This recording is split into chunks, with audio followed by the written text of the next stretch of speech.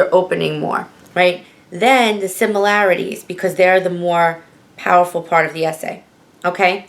So if your similarities are going to outweigh your differences, and let's say you're going to have one paragraph, 1 point on differences, and maybe 2 on similarities, then that would be a good way to frame it, right? So we would start with the differences, and then we would do powerful similarities, and then a conclusion, something like that. Or we could add another paragraph if we needed, if we had more similarities. On the reversal of that, let's say you have more specific differences than similarities, right? So we have thesis here, then we would start with similarities because that's not as significant here, and then we would do differences because they're so powerful and important and we have more of them, and then we would do differences again here, and then we would have like a conclusion, right? So if that makes sense.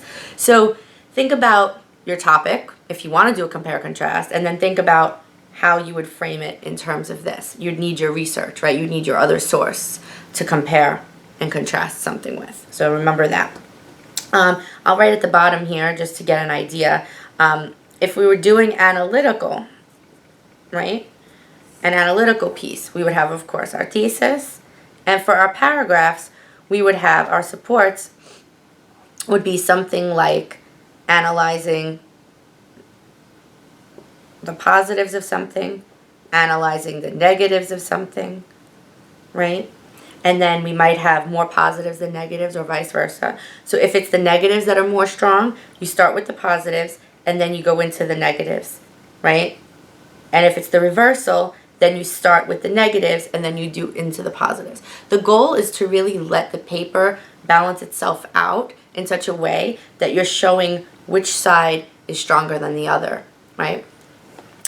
Now, if we're doing an argumentative, just give me a moment while I erase this little board here. If we're doing argumentative, that means we feel very strongly on one side of a topic, okay? So this is very different than analytical, because analytical, we're not showing a side. We're not showing whether we agree or disagree. We're not heated. We're not angry. We're not looking at it that way. We're very neutral, okay? So objectivity for an analytical essay is important. We should not know what side you're on of something. We should not know your feelings about it. Maybe in the conclusion you could kind of weigh in on your feelings a bit, but the essay itself is not argumentative. An argumentative essay, as you may have guessed by the title, is very heated. Okay, so that means you have a firm stance, you believe in something, and you're going to prove your point over anybody else's point. Okay, that's the difference. So argumentative, if you feel that way about your topic and you think you could make an argument, then make it in your thesis, make it clear. Okay, clear. One side, whatever side you're on, you're clear. Okay, then what you would do for the rest of the essay is you support that, right? So you support your argument, all right, using sources, research, personal experience can be included as well. That's part of an argumentative essay, but it does have to be rooted in your source too and in research. And you can have as many paragraphs as you need, but always remember you have to acknowledge a counter argument. Okay? So at the end, you should acknowledge, or maybe before the end, right before the conclusion, because then the conclusion comes at the end. You have to acknowledge what could be an opposing viewpoint to my topic, what people might say against it, and how can I disprove that, right? So that's something else that you could consider doing. Some people acknowledge their counter argument earlier in the essay. I still think it's a better idea to save it more towards the end. I just think it makes a more powerful final punch at the end of the essay. But remember, this is your piece and you can organize it how you wish. I will just give you feedback as I see fit. And then the last thing that I mentioned was writing a speech, right? I don't really need to put it on here, but I just want to explain to you what I would expect of you. A speech has a different format than all of these things, so it's a little tricky, but basically a speech has a greeting, right? Like an opening, kind of like an introduction. It doesn't really have a thesis, but you should be able to understand what the topic is about immediately when the person starts speaking. A speech has different components to it.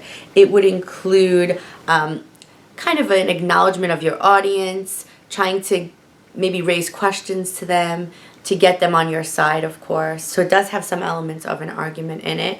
But a speech also tries to be inclusive of everyone, because remember, it's more focused on like talking in front of a large group of all different people, right? So depending on your audience for your speech would also depend on the kind of language that you use, right? So if you're speaking to, let's say, a college audience, right, of all college students, you might use different references than, let's say, you were making a speech to the scientific community about something, right? Or a battered women's shelter, or maybe for children, right? An advocate group for parents of children or something. So your references are going to be different depending on who you're addressing. But it also should have a powerful conclusion.